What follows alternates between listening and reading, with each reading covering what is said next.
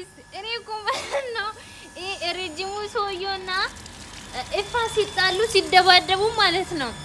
እኔ እኮ ኤፋ እንዲያሸንፍ ጠብቄ ነበር። ወይኔ በደንብ ይደባደቡና ኤፋ እንዲቀጠቅጥ ፈልጌ ነበር። ግን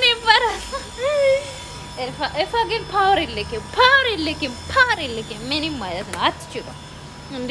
እኔን ልጅ መቀጥቀጥ አቅቶክ ነው እንዴ? ኖ ልጁ ደግሞ የምር ኤፋ እንዲቀጠቅጥ ይፈልጌ ነበር። ወይኔ እንዴት እንድጠበቅኩት ኤፋ እንዲቀጠቅጥ እንዴት እንድጠብቄ እንደነበርኩት። ወይኔ ለምን በደንብ አትደባደቡም? ግን መቼ ነው ብትደባደቡት እንዴ? ወሬ ብቻ ነው እንዴ እናንተ የምትችሉት? ሁሌ በቃ ወሬ በደንብ ተደባደቡ እንዴ። ጭራሽ ኤፋ ላይ ደማ ልብስታችሁ ስትመጡ ማለት ነው በጣም የምትደባደቡ መስሎኝ ማየት የምጠበቀ። እናንተ ግን ዝም ብላችሁ ትሬኒንግ ነው እያደረጋችሁ ያላችሁ። ግን መቼ ነው የምትደባደቡት? እኔ እኮ ማለት ነው አንድ ቀን ጦርነት እንዲወጣ ፈልጋለሁ እንዴ። ማደባደብ ነው መገዳደል ነው ይሄ እኮ ማለት ነው። ዝም ብሎ የሚታለፍ ነገር አይደለም። መደባደብ አለባችሁ።